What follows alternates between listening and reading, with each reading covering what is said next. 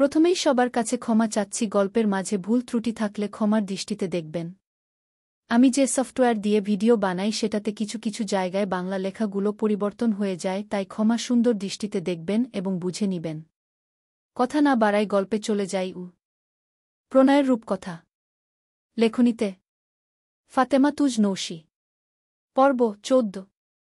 সবটা শোনার পর কুহু আসলে বলার মতন কিছু পেল না। এখানে সে কি বলবে? কী বা বলার আছে তার? ও এমন ভাবে চেয়ে রইল যে কণা বিরক্ত হয়ে পড়ল। তুই সব সময় এমন করিস আপু? এত উদাস কেন দীপ্র ভাইয়ের বিষয়ে? আয়ানাপু ঠিকই মাঝ থেকে দীপ্র ভাইকে নিয়ে পালাবে গে। বাচ্চাদের মতন কথা বলছিস কণা। ওনার বিষয়ে আমার কোনো মন্তব্য থাকার কথা না গি। একবার থাকার কথা। তোদের বিয়ে হওয়ার কথা ছিল। কথা ছিল। হয়নি তো? আর না আমি রাজি ছিলাম। আর শেষ সময়ে উনিও রাজি ছিলেন না। সবটা কাটাকাটি। এখন তুই যা তো। আমার মাথা ধরে গেল বলে বিছানায় শরীর এলিয়ে দিল কুহু। কেমন যেন লাগছে তার। সময় যেন চলছেই না। সব এমন থমকে আছে কেন? কুহুর ঘুম ভাঙল সেই সন্ধ্যায়। তাও একটা ফোন কলে। ও ঘুমু ঘুমু ভাবেই কলটি রিসিভ করল। ওপাশ থেকে চাচিয়ে বলা হলো, তুই কি এই দেশে আছিস? নাকি অন্য কোথাও চলে টলে গিয়েছিস? কোনো খোঁজই নেই। মানুষটার কণ্ঠ কুহুর পরিচিত। ওর বান্ধবী লাবিবা। মেয়েটির সাথে বরাবরই তার সুসম্পর্ক। বেঁচে আছিস তুই? আছি। মনে তো হচ্ছে কথাই বলতে চাচ্ছিস না। তোর কি হলো? কবে আসবি ভার্সিটি? বিয়ের ঘটনার পর কুহুর আর যাওয়া হয়নি কোথাও। ওর ভেতর কেমন একটা উদাসীনতা কাজ করে। এই কুহু, কি হয়েছে? সোশ্যাল মিডিয়ায় নেই কেন? ভালো লাগে না? তাই ডিএক্টিভ গ। ওপাশ থেকে লাবিবা দীর্ঘ একটা নিঃশ্বাস ফেল। কুহু বলল, দ্রুতই যাবু। শায়ের বারবার তোর কথা জানতে চাচ্ছে। ও খুব চিন্তিত। কথা বলিস পারলে। বারবার তোর কথা জানতে চাই। তোকে বলেছিলাম বিষয়টা ও যেন না জানে। তুই যে কি করলি লাবিবাগ। আমি কি করতাম দোস্ত? আমার একার পক্ষে কিছু সম্ভব হতো? কুহু ছোট করে নিঃশ্বাস ফেল। বলল, যাক, যা হয়েছে ভালোই হয়েছে। ব্যাপারটা অত দূর গড়াতে হয়নি। আমি দ্রুতই ফিরব।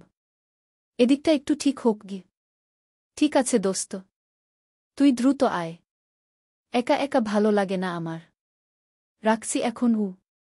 বলে কল কাটল লাবিবা। কুহু শোয়া থেকে উঠে বসল। বুকের ভেতর ছোট একটা ভয় কাজ করে সারাক্ষণ। ইচ্ছে হয় সব ছেড়ে ছুঁড়ে কোথাও একটা পালিয়ে যেতে। কিন্তু সে উপায়টি কি আছে? কণার মন খারাপ। সে বসে আছে একা একা। রাত্রি বাসায় নেই। তাই আলোচনাও করতে পারছে না। ওর খুব করে কুহুপুর নামে নালিশ করতে ইচ্ছে হয়। কুহুপুর উচিত দীপ্র ভাইকে নিজের দিকে টানা।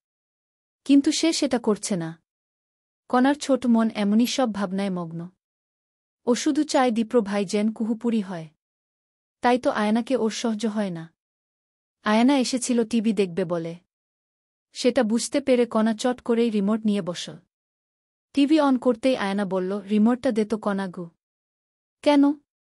আমি তো দেখছি আয়নাপু। এত সময় তো দেখছিলি না। দে আমাকে গি। আমি এখন দেখব। তুমি পরে দেখো গু। বলে গুমট ধরে বসে রইল কণা। নির্দিষ্ট চ্যানেলে কার্টুন ছেড়ে বসতেই ওর পাশে এসে বসল কুঞ্জ। ছেলেটা একদম গদগ্ধ হয়ে বলল, কণাপু বেস্ট। এটা আমার সবথেকে ফেভারিট চ্যানেল গু। কুঞ্জর সাপোর্ট পেয়ে কণার ভেতরে অদ্ভুত একটা শান্তি এল। আয়ানা দাঁত দিয়ে ঠোঁট কামড়ে চেয়েছিল। ও স্পষ্ট দেখেছে কণা এত সময় টিভি দেখছিল না। ও আসতেই রিমোট খানা নিজের কোলে নিয়ে বসে যায়। ও একটু মেজাজি। তাই মেজাজ রাখতে ব্যর্থ হল। কণার সামনে এসে দাঁড়াল। কি? সামনে এসে দাঁড়ালে কেন? আমি তো দেখতে পারছি না গি। রিমোট দে কণা। আমি আধা ঘন্টা দেখব। তারপর দেখিস। আমি তো দেখা শুরু করেছি আয়নাপু। তুমি এভাবে সামনে এসে ঝামেলা কেন করছ? তুই এত সময় দেখছিলি না। আমি আশায় রিমোট নিয়ে বসে গেছিস গু। আজব তো। রিমোট দে। ইচ্ছে করে এমন করেছিস তুই গি। দেব না। করলে বেশ করেছি। তোমার আগে রিমোট ধরেছি গ। পরপর তর্কে আয়না মেজাজ হারাল। ও কণার হাত থেকে রিমোট কেড়ে নিতে চাইল। কুঞ্জ হাবুলের মতন চেয়ে রইল। এদিকে দুজনের মাঝে রিমোট নিয়ে কারাকারি চলছে। সেই সাথে আছে বাকযুদ্ধ। সব মিলিয়ে পুরো বাড়িতে হইচই পড়ে গেল। সবার আগে ছুটে এলেন জেবা। তিনি কাছাকাছিই ছিলেন। এই কি করছিস তোরা? দুজনে এভাবে ঝগড়া কেন করছিস? আমি আগে রিমোট ধরেছি বড় মা গু। একসময় টিভি দেখেনি। আমি আসায় ইচ্ছে করে রিমোট নিয়ে বসে গিয়েছে। শয়তানি শুরু করেছে গু। করলে বেশ করেছি। তোমার মতন তো হাত থেকে কেড়ে নিচ্ছি না গি। ভালোই ভালোই দিয়ে দে কণা। তুই খুব বেশি বেশি করিস গে। তুমি কি দুধে ধোয়া তুলসী পাতা নাকি? বলেই রিমোটে জোরে টান দেয় কণা। আয়ানা ব্যালেন্স হারিয়ে পড়ে যায় মেঝেতে। ঠিক তখনই হাজির হন আবিদা। তিনি ছুটে আসেন। একই কাণ্ড! কণা তুই আয়ানাকে ফেলে দিলি। বলে মেয়েকে ধরে ওঠান তিনি। আয়ানা ব্যথা পেয়েছে। ও কেঁদে ফেলে। কণা বলে আয়ানাপুই রিমোট ধরে টানাটানি শুরু করেছে। আমার এখানে দোষ কোথায়? আবিদা এবার কিছুটা ক্ষেপে যান। তিনি ধমকে বলেন তাই বলে ধাক্কা দিয়ে ফেলে দিবি? আর বড় বোনের সাথে কেউ এমন করে? শুরুর দিন থেকেই দেখছি বড় বেয়াদব হয়েছিস তুই। কোনো দিকে ঠিক নেই। শিক্ষা দীক্ষা একদমই পাসনি। দিনকে দিন বেয়াদবি বেড়েই চলেছে গি। আবিদা এমনভাবে বললেন যে কণার চোখ দুটো লাল হয়ে গেল। ও ঠোঁট কামড়ে চেয়েও পারল না নিজেকে আটকাতে। ওর চোখ থেকে অশ্রু নেমে এল। জেবা এবার বললেন আহ আবিদা দোষ দুজনেরই। বাচ্চাদের মতন আচরণ। টিভির রিমোট নিয়ে এসব করার মানে হয়? আপা কণা সবসময় এমন করে। আয়ানা এর আগেও বলেছে আমায়। আমি কিছু মনে রাখিনি। ও একেবারেই দেখতে পারে না গি। কণার গাল বেয়ে টপটপ করে জল নেমে যাচ্ছে। ও আর দাঁড়াতে পারে না। রিমোট খানা সোফায় ফেলে ছুটে চলে যায় অন্য পথে। আবিদা বিড়বিড় করে বলেন বেয়াদব মেয়ে। খুব ব্যথা পেয়েছিস? তোর বাবাকে কল করি। ওষুধ নিয়ে আসুক। যা তা একদম গু। আয়ানা কিছুটা মেজাজ নিয়ে বলে লাগবে না ঔষধ। ওদের আরও মাথায় তুলো তোমরা। তোমাদের আদরের তারা। আমার বিষয়ে ভাবতে হবে না ই। বলেই পা বাড়ায় ও। আবিদা বুঝতে পারেন কণার উপর রাগের কারণ থাকলেও মেয়ে তেজটা কুহুর উপরও দেখাচ্ছে। কুঞ্জর থেকে সবটা শুনে কুহু এল কণার কাছে। কিন্তু কণা দরজা বন্ধ করে বসে আছে। মা বাসায় নেই। কুহু কি করবে বুঝতে পারছে না। কণা ভেতর থেকে কাঁচতে কাঁচতে বলে তোরা সবাই যা আপু। যা তোরা। আমিই খারাপ। আমার বাবা নেই। তাই আমিই খারাপ কো। কুঞ্জ চেয়ে আছে। ওর খারাপ লাগছে। কি থেকে কি হয়ে গেল? কিছু সময় পর জেবাকেও আসতে দেখা গেল। দরজা দিয়ে বসেছে। হুই! ছোট করে জবাব দিল কুহু। তারপর সামনে থেকে সরে গেল। জেবা দরজায় ঠকঠক করলেন। কণা দরজা খোল তো মা। রাগ করেছিস? আরে নিজেদের মানুষদের কথায় রাগ করে কেউ? বোকা দরজা খোল উ। আমি খারাপ বড় মা, আমি বেয়াদব উ। আহারে মা আমার এভাবে বলতে নেই। খোল মা গু। একা থাকব। তোমরা সবাই যাও উ। বলে কাঁদতে লাগল কণা। হ্যাঁ তার রাগ আছে। কিছুটা দোষ আছে। তবে সেরকম দোষ তো আয়নাপুরও আছে। চাচি তাকে ওভাবে না বললেও পারত। কণার ছোট হৃদয় ভেঙে চুরমার হয়ে গিয়েছে। ওর এখন মনে হচ্ছে বাবা থাকলে ঘটনা ভিন্ন হতো। বাবা থাকলে চাচি ওভাবে কথা শোনাতে পারত না। ইনফ্যাক্ট বাবা থাকলে এই মানুষগুলো এখানে এসেও উঠত না। সব তখন সুন্দর হতো। আগের মতন। কিন্তু এখন সবটা শেষ। তাদের সাথে আর কিছুই ভালো হবে না। বাবা না থাকলে এমনই হয়। যে যার মতন বকা দিতে পারে। কুহু অনেকবার বলেও লাভ করতে পারল না। ও আসলে কি বলবে? চাচির সাথে গিয়ে তর্ক করবে? সেটা তো তার দ্বারা সম্ভব না। ওর হাত পা বাঁধা। মা থাকলে ভালো হতো। সেও এখন নেই। ও একটু পর পর এসে নক করে যাচ্ছিল। কিন্তু কণার কোনো খবর নেই। এমনভাবে আবার এসেছিল নক করতে। ঠকঠক করে ডাকার সময় দীপ্রকে আসতে দেখা গেল। সে বাহিরে ছিল। কুহু একটু মৌন হয়ে গিয়েছিল। পাশ কাটিয়ে চলে যাচ্ছিল দীপ্র। কিন্তু আবার ফিরে এল। কুহু তখনও চুপ। কিছু হয়েছে? শুধাল দীপ্র। কুহু স্বাভাবিকভাবেই বলল, না গি। দীপ্র জবাব দিল না। চেয়ে রইল এক পলক। কুহুর মন চাচ্ছে ছুটে চলে যেতে। দীপ্র একটু সন্দেহ নিয়ে বলল, কি হয়েছে? কিছু না গি। মিথ্যে বলছিস। বোঝা যাচ্ছে ইউ। বলেই কণার দরজায় ঠকঠক করল দীপ্র। কণা এবার চেঁচিয়ে বলল, জানা আপু। আমার ভালো লাগছে না। তোদের কাউকে লাগবে না আমার। আমি বেয়াদব। জানিসই তো উ। দীপ্র ভ্রু কুঞ্চিত করে চাইল। কুহু এবার একটু অস্বস্তিতে পড়ল। দীপ্র কণ্ঠটা শক্ত করে বলল, কণাকে বেয়াদব বলেছে কে? কুহু জবাব দিতে চাচ্ছিল না। তবে এভাবে চুপ করে থাকাও যায় না। ও ছোট করে বলল, মেজো চাচি। দীপ্রর কপালের ভাঁজ আরও গভীর হল। ও দরজায় আওয়াজ করল। কণা জবাব দেবার আগেই দীপ্র বলল, দরজা খোল কণা। আমি এসেছি গু। কণা আসলেই দীপ্রর পাগল। দীপ্রকে তার ভীষণ ভালো লাগে। তাই তো এক বলাতেই কেমন দরজা খুলে ফেল। এতে কুহুর চোয়াল শক্ত হল। ঠোঁট কামড়ে চাইল ও। কান্নাকাটি করে চোখ ফুলিয়ে ফেলেছে কণা। দীপ্র ওর কক্ষে প্রবেশ করল। কণার তখন হিচকি উঠেছে। ও জানে না আসলে এই মানুষটাকে এত কেন ভরসা করতে ইচ্ছে করে। কণার মাথায় আলতো করে হাতটা রাখতেই একদম শব্দ করে কেঁদে ফেল ও। কুহু দাঁড়িয়েই রইল। চেয়ে রইল বিহবলের মতন। সে 10 বারের বেশি ডেকে গিয়েছে।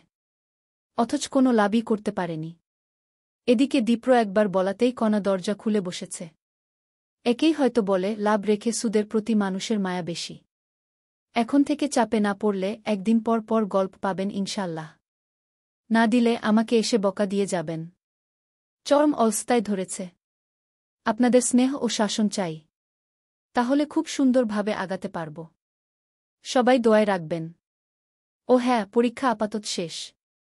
কিন্তু একদমই ভালো হয়নি। এই সেমিস্টারটা খুব খারাপ গেল। আগামীর জন্য দোয়া করবেন। চলবে। প্রণয়ের রূপকথা। লেখনীতে ফাতেমা তুজ নৌশি। পর্ব 15। কণার অভিযোগ পর্ব চলছে। কুহু দাঁড়িয়ে দাঁড়িয়ে দেখছে শেষ। অভিযোগ শেষ হলে মেয়েটি ফ্যাচফ্যাচ করে কেঁদে ফেল। দীপ্র ছোট বোনের মাথায় হাত বুলিয়ে বলল, কোনো ব্যাপার না। বড়রা একটু বকতেই পারে। তাই বলে মন খারাপ করলে হবে? আমি নাকি শিক্ষা পাইনি? চাচি আমাকে বেয়াদবও বলেছে। অথচ আয়নাপু যে সব সময় কথা শোনাতে থাকে গু। বুঝতে পেরেছি। কিন্তু কণা সব সময় সব কথা গায়ে নিলে চলে? তাছাড়া চাচি যখন বলেছেই তুই বেয়াদব, তোর উচিত হবে এমনভাবে নিজেকে তৈরি করা যাতে তার এই ধারণা ভেঙে চুরমার হয়ে যায়। লক্ষ্মী বোন আমার। মন খারাপ করিস না। আমি আছি তো। বলে গালখানা ছুঁড়ে দিল দীপ্র। কণার চোখ দুটো থেকে পানি নেমে যাচ্ছে। বাবা থাকলে এমন হতো না গি। দীপ্র ছোট করে নিঃশ্বাস ফেল। কণা বাচ্চা মেয়ে। ওর মনটা বড় নরম। একটুখানি আঘাতেই ভেঙে চুরমার হয়ে যায়। আর একটু সময় নিয়ে কণাকে বোঝাল দীপ্র। রাত বাড়তি। খাবার খেয়ে নিয়েছে প্রায় সকলেই। কুহু আর কণাই বাকি। দীপ্র তাকাল পেছন ফিরে। কুহু দাঁড়িয়ে আছে। খাবার দিতে পারবি? কুহু মাথা নাড়িয়ে বলল, জি পারবু। সব রেডি কর। আমরা আসছি গু। কুহু চলে গেল। দীপ্র চাইল কণার দিকে। কণা চোখ মুখ মুছে বলল, আয়ানাপু একদমই ভালো না। সবসময় বেশি বেশি করে গি। বুঝলাম, কিন্তু এখন তো খেতে যেতে হবে উ। ইচ্ছে করছে না গে। তাহলে কিন্তু আমারও খাওয়া হবে না। আমি কিন্তু সারাদিন না খাওয়া গে। কণা তাকাল অসহায় চোখে। দীপ্র হেসে বলল, চল গু। কুহু সব খাবার গরম করে নিয়েছে। বড় চাচির শরীরটা বিশেষ ভালো না। অনেকবার ডেকে সে নিজের ঘরে গিয়ে শুয়েছে। দাদিজানের কানে এই ঘটনা এখনও পৌঁছায়নি। তিনি বৃদ্ধ মানুষ। তাকে এত যন্ত্রণা দেয়া যায় না। কুহু সবটা নির্বেয় করে চলেছে। দীপ্র কণাকে নিয়ে টেবিলে বসল। খাবারের প্লেট তুলে নিতেই খাবার বেড়ে দিল কুহু। খেতে গিয়ে দীপ্র শুধাল, খেয়েছিস? কুহুর আসলে ধ্যান নেই। ও শুনেনি। দীপ্র পুনরায় বলল, খেয়েছিস? এবার তাকাল কুহু। সরলতা তার চোখ জুড়ে। দীপ্র উত্তর পাওয়ার আগেই বুঝল মেয়েটির খাওয়া হয়নি।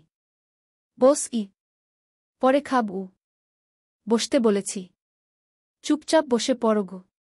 শেষ কথায় কেমন একটা জোর আছে। পরিস্থিতি যে পর্যায়ে এতে তর্ক চলে না। চলে না মান অভিমান কিংবা রাগ। কুহু বসল চেয়ার টেনে। খাবার তুলে নীল প্লেটে। এক লোকমা ভাত মুখে দিতেই দীপ্র বলল, ক্লাসে যাস না কেন? কুহু কি বলবে বুঝল না। জবাব না দিয়েও থাকা যায় না। ও শুধু বলল, এমনি এমনি কিছু হয় না। ক্লাসে যাওয়া শুরু করগু। ঘ বলে আবারও খেতে লাগল কুহু। কণা দুজনের দিকে একটু পর পর দৃষ্টি দিচ্ছে। ওর মন খুব করে চাচ্ছে মানুষ দুটো এক হোক। কিন্তু কুহুপুর অবস্থা দেখে ওর ভয় লাগে। তার উপর যতটুকু আশা আছে সেই আশায় আবার পানি ঢালার জন্য দাঁড়িয়ে আছে আয়না। সব মিলিয়ে কণার আর ভালো লাগে না। কণার কাছেই থাকতে বল দীপ্র। কুহু মেনে নিল। অবশ্য না মানার কিছু ছিল না। আর ও নিজেও চাচ্ছে না পরিস্থিতি জটিল হোক। সব স্বাভাবিক হলেই বরং ভালো। ও শুয়ে আছে। কিন্তু চোখে ঘুম নেই। ইদানিং ঘুম তার কমই হয়। মনটা সারাক্ষণ অস্থির লাগে। ও এপাশ ওপাশ করে রুম থেকে বের হয়ে গেল। করিডোর দিয়ে চলতে চলতে খেয়াল করল দীপ্র ভাইয়ের কক্ষে আলো জ্বলছে। এর মানে লোকটা ঘুমায়নি। নিশাচর প্রাণীর প্রতি খুব একটা আগ্রহ ওর নেই। তবু একটু ঘুরে টুরে নজর দিল কুহু। দেখল দীপ্র কাজ করছে। কুহু ফিরে এল নিজের জায়গাতে। কণা জেগে গিয়েছে। কি রে? কখন জাগলি? মাত্রই ঘুমা, রাত অনেক ঘ বলে পুনরায় ঘুমের দেশে পাড়ি দিল কণা। কুহু বসল ফোন নিয়ে। সোশ্যাল মিডিয়া ঘাঁটতে ইচ্ছে করছে। ও উষ্ণ নিঃশ্বাস ফেলে নিজের অ্যাকাউন্ট লগ ইন করল। সঙ্গে সঙ্গে শায়েরের মেসেজ এল। কুহু, তুই কবে ক্লাসে ফিরবি? মেসেজটা দেখেও না দেখার ভান করে চলে যাচ্ছিল কুহু। কিন্তু শায়ের পুনরায় লিখল, তুই প্লিজ আয়। চিন্তা হয়। কোনো খোঁজ ও দিচ্ছিস না সোশ্যাল অ্যাকাউন্ট থেকে বের হয়ে গেল কুহু। শায়েরের আগ্রহ দিনকে দিন বেড়েই চলছে। এভাবে কুহুর জন্য সবটা কঠিন হয়ে যাবে। অথচ ছেলেটার থেকে মুক্তির কোনো উপায়ও নেই। সকাল সকাল দীপ্রকে দেখে আয়নার চোখে মুখে আলাদা দুটি এসে ভর করল। ও আহ্লাদ মিশিয়ে বলল, কাল কখন ফিরেছে দাদাভাই? একটু রাত হয়েছে অহ, আমি আসলে ঘুমিয়ে পড়েছিলাম বলে একটু থামল আয়না। পরমুহূর্তেই হাতখানা নাড়িয়ে বলল, হাতে এখনও ব্যথা ওষুধ খেয়েছিস? টিভির রিমোট নিয়ে ঝগড়া করা একটা বাচ্চামি আয়না কনাই তো বাড়াবাড়ি করেছে। আমার তো দোষ নেই তুই ওর বড়। ও না হয় বাচ্চা, তুই তো না বলতেই আয়নার মুখটা একটু অন্ধকার হল। দীপ্র বলল, যাই হোক, যা হবার হয়েছে। নেক্সট আর এমন কিছু করিস না বলে এগিয়ে গেল দীপ্র। আয়নার মনটা একদম বিষণ্ণতায় ভরে উঠল। এই বিষণ্ণতায় প্রচুর মেজাজ গরম হচ্ছে। আর তার সবটুকুই পড়ল কুহুর করা বাগানটার উপরে। মেয়েটি বেশ যত্ন নিয়ে বাগান করে রেখেছে। রোজ নিয়ম করে গাছগুলোর যত্ন করে। কলি এসেছে অনেক। আয়না গিয়ে সবগুলো কলি ছিঁড়ে এল। কুহু যখন গাছে পানি দিতে গেল তখন হয়ে গেল। ওর দুচোখ ভেঙে কান্না এল। ও কেঁদে ফেল শব্দ করে। সেই কান্না গিয়ে পৌঁছাল দীপ্রর কাছে। দীপ্র নিজের কক্ষের বারান্দায় দাঁড়িয়েছিল। হুট করেই কুঞ্জ এসে বলল, দীপ্র দাদাভাই, কুহুপু বাগানে বসে কাঁদছে এ কথায় ভ্রু কুঞ্চিত করল ও। চট করেই নেমে এল বাগানে। আসার পথে ওদের সাথে যোগ দিল কণাও। কুহু তখন কলিগুলো সব জড়ো করে ঘাসের উপর বসে আছে। কাঁদছে ঠোঁট বাঁকিয়ে। কণা চেঁচিয়ে উঠল, এগুলোকে ছিঁড়ল? কান্নার দরুণ কথা আসছে না মেয়েটির মুখ থেকে। কণার খুব খারাপ লাগল। ও তো জানে কুহুপু কতটা ভালোবাসে এই গাছগুলোকে। কয়েক সেকেন্ড পর বাড়ির বাকিরাও চলে এল। কুঞ্জি খবর প্রচার করে এসেছে। আয়না যখন দেখল কুহু কাঁদছে তখন ওর ঠোঁটে একটা অদ্ভুত হাসি এসে ধরা দিল। আবিদা সেই হাসি লক্ষ্য করে বিস্ময়ে হতবাক হয়ে পড়লেন। মায়ের সাথে চোকাচোকি হতেই দমে গেল আয়না। আবিদা মেয়ের হাতখানা চেপে ধরে বাড়ির ভেতর প্রবেশ করলেন। পুরো বিষয়টাই দীপ্রর নজরে এসেছে। ও ভ্রু কুঞ্চিত করে একটু ভাবতেই অনেক কিছুই বুঝে পারল। তবে এখনই প্রতিক্রিয়া দেখাল না। বরং সবটাই রেখে দিল গোপনে। গল্পটি কেমন লাগলো তা জানাতে ভুলবেন না। আপনাদের একটি মূল্যবান মন্তব্য আমাকে ভিডিও বানাতে উৎসাহ যোগায়, আর যখন আপনারা একটি গল্প পড়ার পরেও কোনো মন্তব্য করেন না তখন ভিডিও বানানোর উৎসাহটাই হারিয়ে ফেলি। এতদিন পাশে থাকার জন্য সবাইকে অসংখ্য ধন্যবাদ। সবাই ভালো থাকবেন, সুস্থ থাকবেন। আল্লাহ হাফেজ। খুব তাড়াতাড়ি নতুন কোনো গল্পের ভিডিও নিয়ে হাজির হব।